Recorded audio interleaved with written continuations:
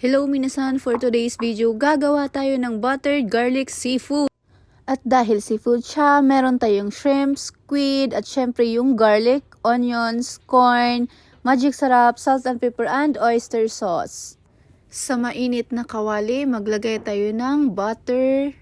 At syempre, nasa sa inyo na rin yun kung gaano kadami yung ilagay nyo na butter. Mas maraming butter, mas creamy yung ating seafoods. Hintayin lang natin siya na matunaw at kumulo. Pag kumulo na, ilagay ang ating garlic. Dapat mahina lang yung apoy natin dito kasi nga baka masunog.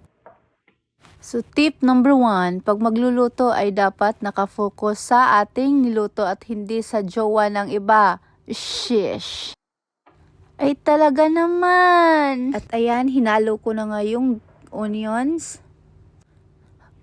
Haluin lang ng haluin.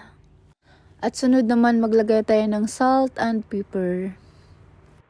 At wag mong damihan, baka alo na lang, dagat na. Ay talaga naman. Ayan, haluin ulit para mag-mix yung lasa niya. Ang next ko naman nilagay ay ito ay optional lang. Ito ang chili powder. At dagdag pang lasa din ito. At syempre, kayo na yung bahala kung gaano kaanghang yung gusto nyo. At wag naman sana yung hindi na nakakain sa sobrang anghang. Next ay haluin natin. Haluin natin ng mabuti para mag-combine yung lasa.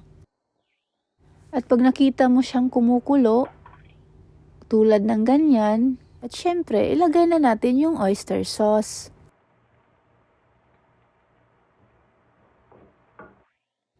Haluin ulit ng mabuti. Next ay iuna nating ilagay yung squid natin kasi ito yung yung medyo matigas. Pero first, pinakuluan ko muna siya ng mga 3 minutes para hindi masyadong matigas.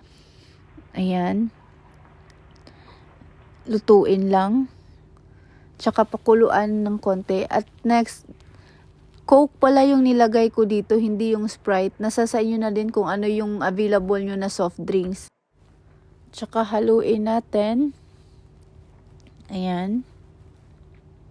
At syempre, di mawawala yung 4 cubes na shrimp para pang dagdag lasa din yan.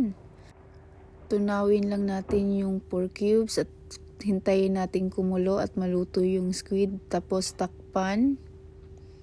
Ayan. So dito, at dahil nga hindi magkasya yung luto natin, ay nilipat ko na sa kaldero. Ang lalaki ba naman ng shrimp, hindi magkasya doon sa kawali na gamit natin kanina. At ayan, pakuluan natin ng konti. At sunod naman, ilagay na natin ang ating naglalakihang shrimp. Ito talaga yung favorite ko mula nung bata pa ako. O, kaway-kaway din sa mga seafoods lover dyan. Sunod naman ay naglagay ulit ako ng oyster sauce. Ayan. Konti lang naman.